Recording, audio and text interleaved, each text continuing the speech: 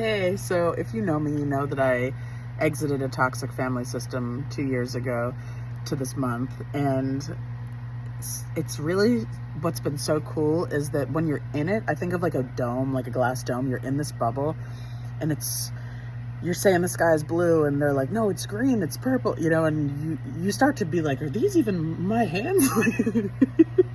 It gets so confusing. And as we know, narcissistic abuse can cause brain damage. It can make you lose your hair. It deteriorates your health. It takes your finances. Like, it's so horrible. But then the coolest thing has happened. Now that I'm out of it, just looking inside the bubble, and I no longer, so I think of it as like narcissistic people, they're like a crocodile inside the bubble, and I see them they just ate a bunny. And when I was in the bubble, I was like, I can't believe they could do this. I was heartbroken all the time. But when you're outside the bubble, you can just see it through a neutral lens, and you're like, oh, they're just doing all they've ever known. That crocodile, that's how it eats. It's just what it is. And it's so important, though, to remember empathy is twofold. We can understand why people are the way they are without needing to return to their life. We don't go back in the bubble and let the crocodile eat us just because we realize it's not trying to be mean. We want to keep ourselves safe.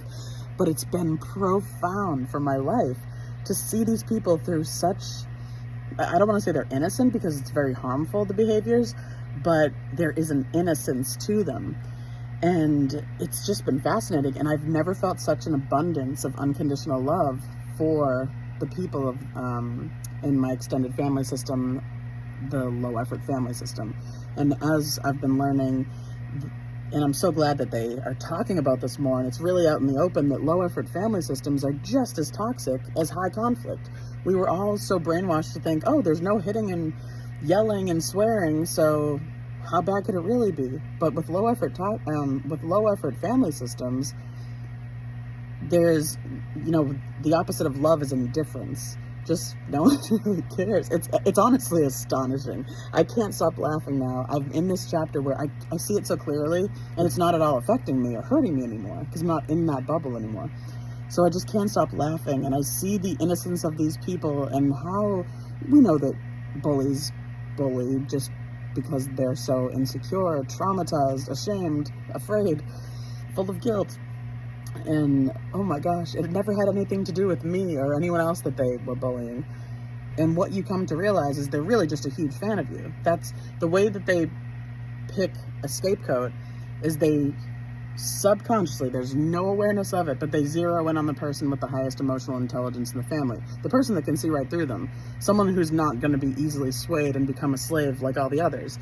And these toxic family systems, they are cults. A narcissistic family is a cult. You're not raised. You're programmed. You're told who you are, what you feel, what you're allowed to say, and who you're allowed to become. You're punished for asking questions, exiled for telling the truth, rewarded only when you shrink, obey, and keep quiet. And just like a cult, they convince you that leaving is betrayal, that freedom is selfish, that the problem is you. They twist love into control, forgiveness into silence, and family into a prison you never agreed to walk into. Escaping them is like escaping a cage with no door, because the bars weren't real. They were made of fear, loyalty, and lies. And once you break free, you fight for your life, to rewire your brain, to reclaim your soul, to learn that love doesn't feel like walking on glass in your own home. Escaping a narcissistic family isn't rebellion, it's survival. And once you're out, you don't go back. Not for holidays, not for closure, not for guilt.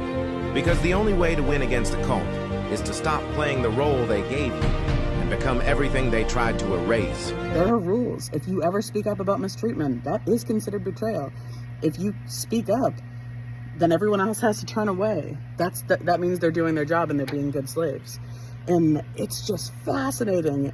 Oh my gosh, like, we have got to get a hold of this before it leaks down further generations. So if you've ever been a part of a toxic family system, either a high conflict or the low effort one, you know how insane that it makes you. But then if you exit it, it honestly just becomes hysterical. I cannot stop laughing about how ridiculous. I have no anger, oh my God, no resentment. I just feel bad. I'm like, man, that must be horrible. To feel so ashamed that you then project it onto others, to feel so afraid to be rejected and abandoned. And I think we've all felt that. But it's just so true that our trauma is not our fault, but healing is our responsibility, or we're going to bleed on people who never cut us. And oh my gosh, I just want to take you guys along on all the laughter that I've been having.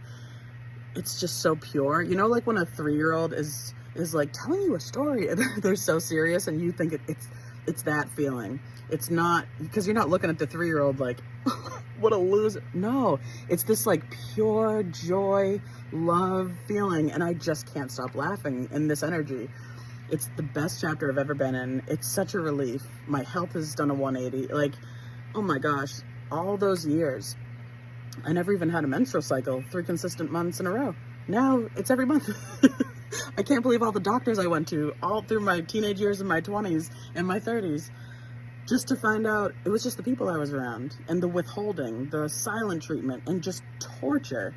And it's just so interesting, you know. And yeah, so I'm gonna be sharing just little things that come up in my mind with you guys throughout the day that I'm getting a kick out of.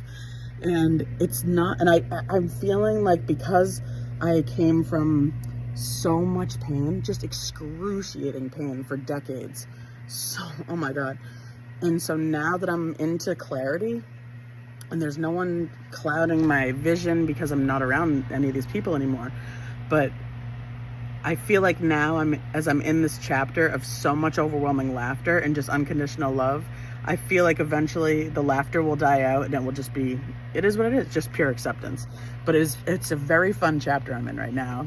Being like, wait, they weren't trying to hurt. They didn't want to do that. I mean, they were definitely trying to hurt me in the moment, but it's because they felt afraid. And oh my gosh, it's just so funny. At the end of the day, it's just someone being like, I really hope you like me. But then if they don't feel like you do, then they just go to town, like try to make people hate you, try to get you isolated. It's really, really scary stuff. But at the end of the day, when you just, down to the core, it's just a person like holding a little teddy bear, sucking their thumb, being like, I hope that I'm liked. Oh my gosh, this is why it's so important that we heal ourselves, or we're going to be destructive. So yeah, join me on this wild ride.